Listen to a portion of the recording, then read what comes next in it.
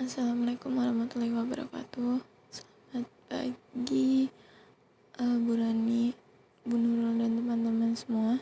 Kami dari kelompok 6 akan memaparkan materi mengenai peran Dewan Direksi dalam manajemen risiko.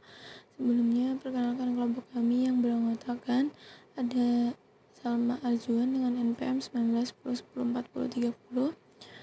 Kemudian ada Zainur Wulian dengan NPM 19 10 40 39.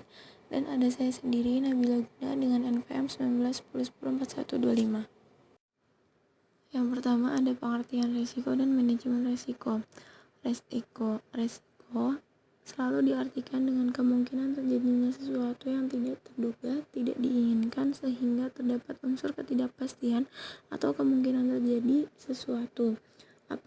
Apabila terjadi akan mengakibatkan suatu kerugian. Bentuk dari risiko sendiri terdiri dari 4. Yang pertama ada kerugian dari atas harta milik atau kekayaan atau penghasilan, kebakaran, pencurian, pengangguran, dan lain-lain. Yang kedua, penderitaan seseorang, yaitu sakit atau cacat karena kecelakaan kerja. Yang ketiga, tanggung jawab hukum, yaitu risiko dari perbuatan atau peristiwa yang merugikan perusahaan karena kecurangan. Yang terakhir ada merugikan karena perubahan keadaan eksternal perusahaan seperti perubahan harga, perubahan selera konsumen, dan perubahan kurs.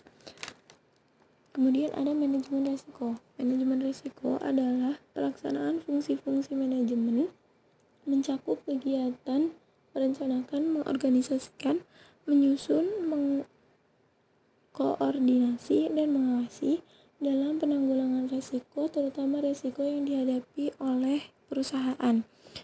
Langkah pengelolaan tersebut meliputi 1. Mengidentifikasi unsur-unsur ketidakpastian dan tipe-tipe risiko yang dihadapi bisnisnya. 2. Menghindari dan menanggulangi semua unsur ketidakpastian. 3. Mengetahui korelasi dan konsekuensi antar peristiwa. Yang terakhir yaitu mencari dan mengambil langkah-langkah untuk menangani risiko-risiko yang telah berhasil diidentifikasi. Kemudian ada jenis-jenis risiko. Yang pertama yaitu ada menurut sifatnya. 1. Ada risiko yang tidak disengaja, misalnya kebakaran, bencana alam, pencurian, dan lain-lain.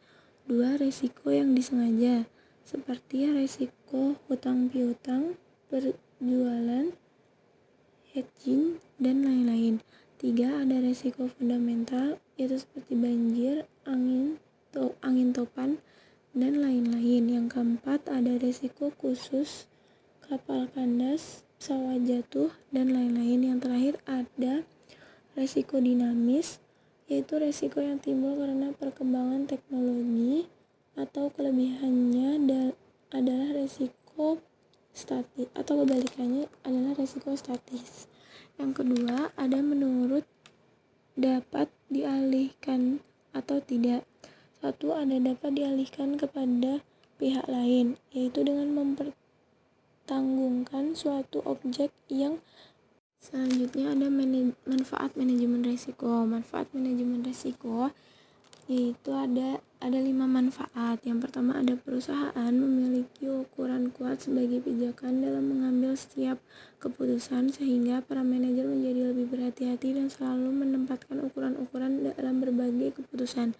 Kedua, mampu memberi arah bagi suatu perusahaan dalam melihat pengaruh-pengaruh yang mungkin timbul baik secara jangka pendek dan maupun jangka panjang. Yang ketiga, mendorong para manajer dalam mengambil keputusan untuk selalu menghindari risiko dan menghindari dari pengaruh terjadinya kerugian, khususnya kerugian dari segi finansial. Yang keempat ada memungkinkan perusahaan memperoleh risiko kerugian yang minimum. Yang terakhir yaitu dengan adanya konsep manajemen risiko atau risk management konsep yang dipandang secara detail, maka artinya perusahaan telah membangun arah dan mekanisme secara berkelanjutan atau sustainable.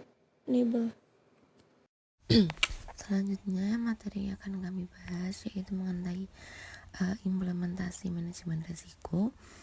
Terdapat implementasi manajemen risiko. Yang pertama itu manajemen risiko di BUMN, yang kedua yaitu manajemen risiko di perbankan, dan yang ketiga yaitu manajemen risiko di perusahaan publik.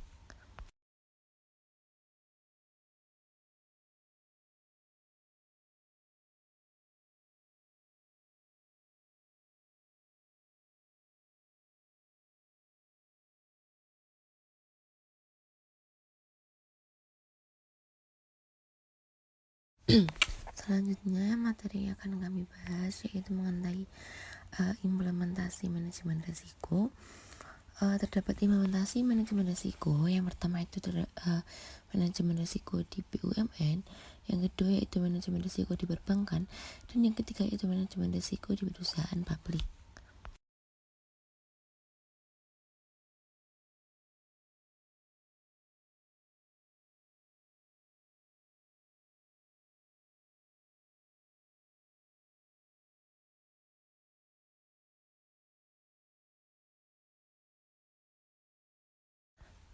Penjelasan atau penjabaran mengenai manajemen risiko di BUMN yaitu berdasarkan peraturan Menteri Negara BUMN nomor bar garing 01 garing MBU garing 2011 tanggal 1 Agustus 2011 tentang penerapan tata kelola perusahaan yang baik atau good corporate governance pada BUMN. Pada bagian ke-6 pasal 25 disebutkan tentang manajemen risiko atau risk management sebagai berikut. Yang pertama yaitu direksi dalam setiap pengambilan keputusan atau tindakan harus mempertimbangkan risiko usaha. Yang kedua, direksi wajib membangun dan melaksanakan program manajemen risiko korporasi secara terpadu yang merupakan bagian dari pelaksanaan program GCG. Yang ketiga, pelaksanaan program manajemen risiko dapat dilakukan dengan membentuk unit kerja sendiri yang ada di bawah direksi atau memberi penugasan kepada unit kerja yang ada yang dan relevan untuk menjalankan fungsi manajemen risiko. Direksi wajib menyampaikan laporan profil manajemen risiko dan penanganannya bersamaan dengan laporan berkala perusahaan. 5 manfaat yang akan diperoleh BUMN apabila mengimplementasikan GCG dan manajemen risiko secara simultan dan berkesinambungan adalah sebagai berikut. Yang pertama yaitu melakukan pencegahan dan pendeteksian serta identifikasi gejala berbagai kecurangan yang berindikasi korupsi, kolusi, dan nepotisme atau KKN dan merugikan BUMN. Yang kedua itu meningkatkan kepastian berusaha di masa depan karena mampu meminimalisasi risiko potensial atau potensialis yang berdampak kepada BUMN. Yang ketiga, meningkatkan budaya dan etos kerja yang sadar dan konsum terhadap risiko yang timbul. Yang keempat, meningkatkan citra, reputasi, dan kredibilitas BUMN di mata pemegang saham dan pelanggan lainnya. Yang kelima, kelangsungan usaha BUMN menuju sustainable company dapat lebih terjamin sehingga suasana kerja menjadi lebih kondusif.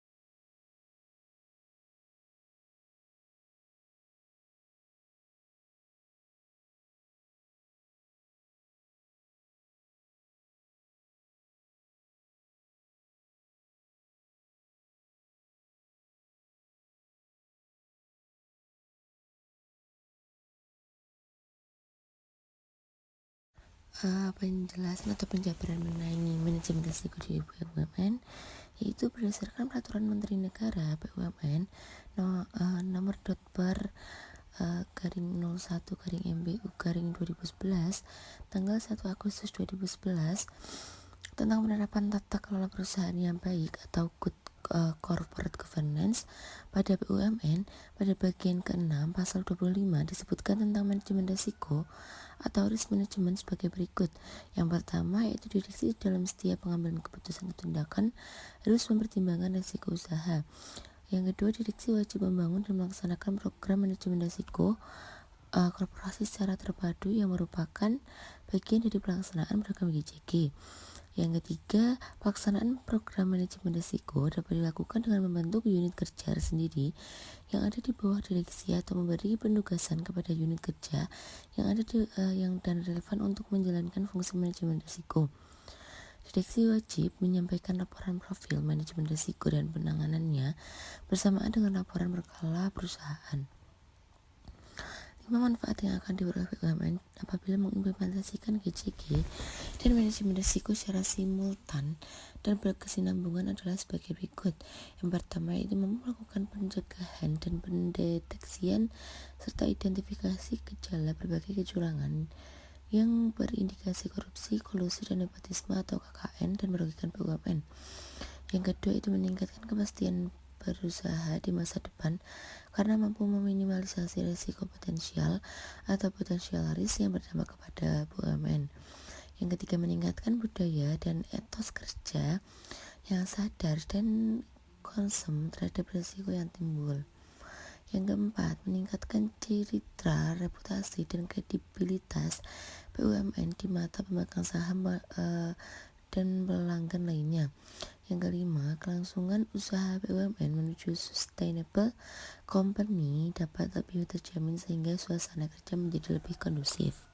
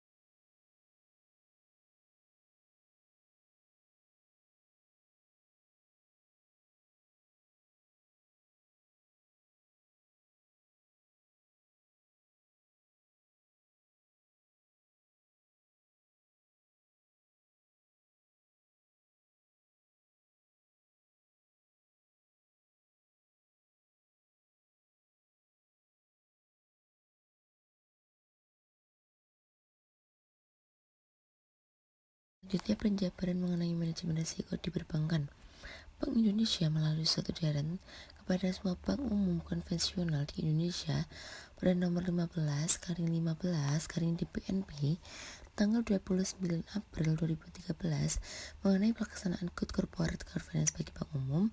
Pada bagian umum butir C antara lain disebutkan bahwa pengalaman dari risiko keuangan global mendorong perlunya peningkatan efektivitas penerapan manajemen risiko dan GCG agar bank mampu mengidentifikasi permasalahan secara lebih dini, melakukan tindak lanjut perbaikan yang tepat dan cepat, serta bank lebih tahan dalam menghadapi krisis.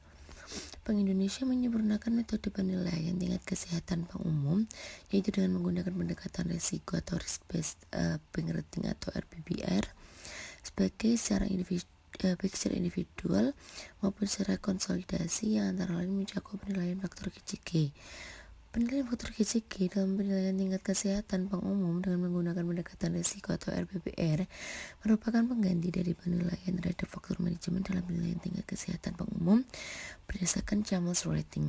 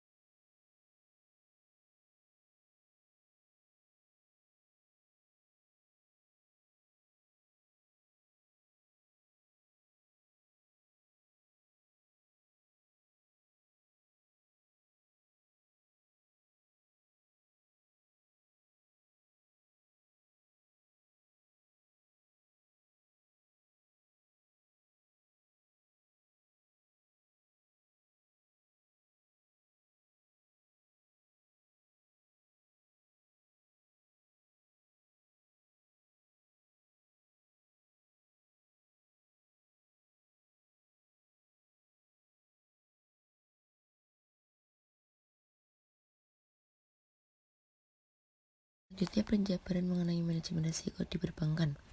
Bank Indonesia melalui suatu edaran kepada semua bank umum konvensional di Indonesia pada nomor 15/15/DPNP tanggal 29 April 2013 mengenai pelaksanaan Good Corporate Governance bagi bank umum.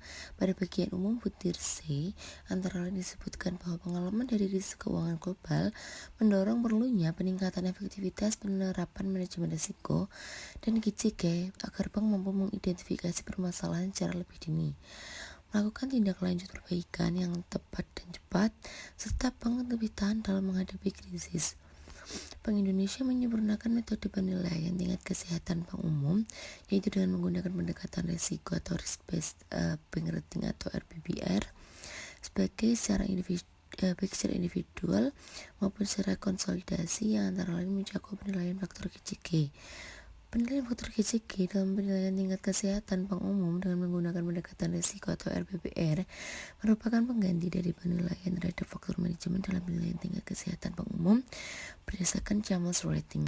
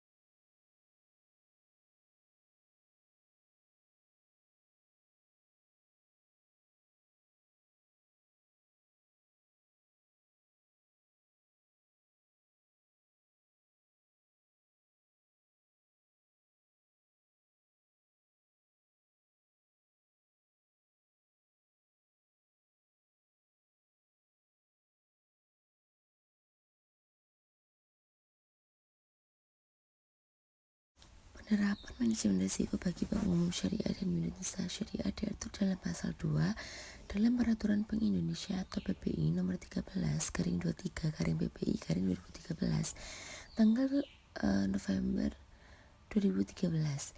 Kebijakan manajemen risiko bagi bank umum syariah dan unit usaha syariah yang memuat yang pertama terdapat penetapan risiko yang terkait dengan produk dan transaksi perbankan, yang kedua penetapan penggunaan metode pengukuran dan sistem informasi manajemen risiko, yang ketiga penentuan limit dan penetapan toleransi risiko, yang keempat penetapan penilaian peringkat risiko, yang kelima penyusunan rencana darurat atau contingency plan dalam kondisi terburuk, dan yang terakhir penetapan sistem pengendalian internal dalam penerapan manajemen risiko. Bank memiliki kewajiban untuk menerapkan manajemen risiko yang mencakup risiko kredit, risiko pasar, risiko likuiditas, risiko operasional, risiko hukum, resiko reputasi, resiko strategis, resiko kepatuhan, dan resiko imbal hasil resiko investasi.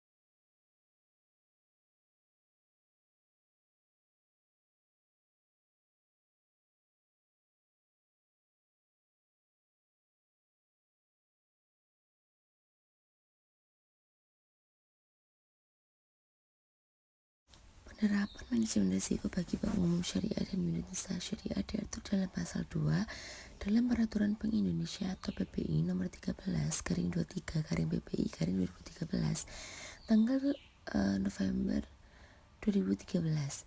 Kebijakan manajemen risiko bagi bank umum syariah dan unit usaha syariah yang memuat yang pertama terdapat penetapan risiko yang terkait dengan produk dan transaksi perbankan, yang kedua penetapan penggunaan metode pengukuran dan sistem informasi manajemen risiko, yang ketiga penentuan limit dan penetapan toleransi risiko, yang keempat penetapan penilaian peringkat risiko, yang kelima penyusunan rencana darurat atau contingency plan dalam kondisi terburuk, dan yang terakhir penetapan sistem pengendalian internal dalam penerapan manajemen risiko.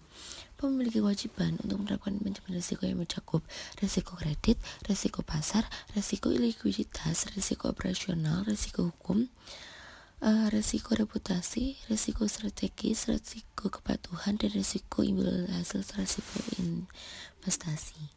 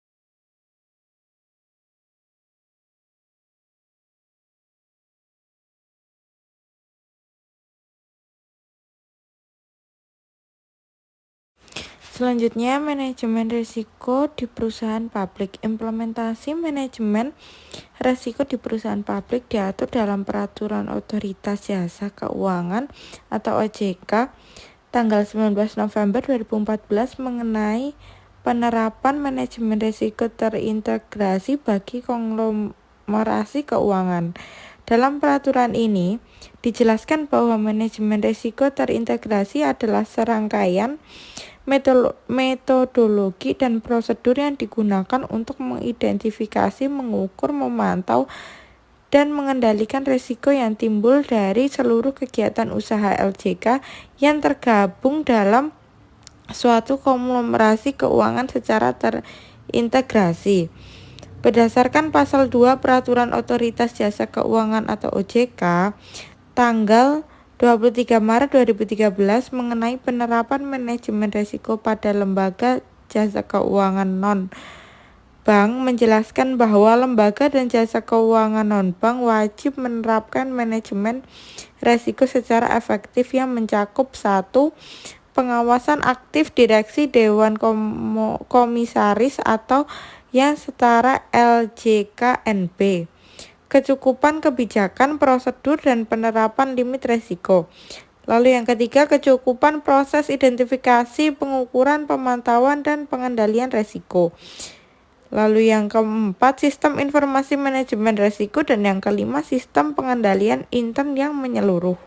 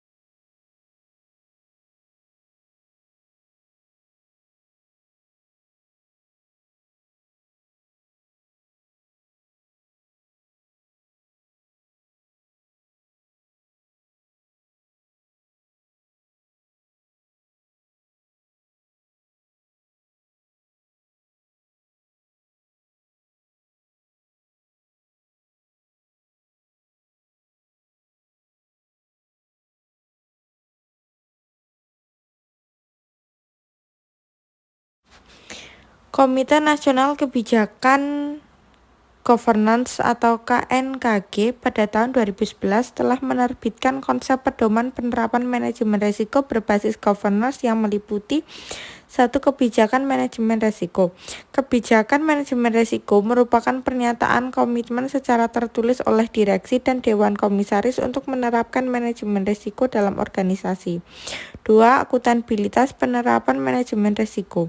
Akuntabilitas tertinggi untuk penerapan manajemen risiko pada dasarnya berada pada direksi, secara lebih khusus pada direktur utama atau anggota direksi lainnya yang ditunjuk.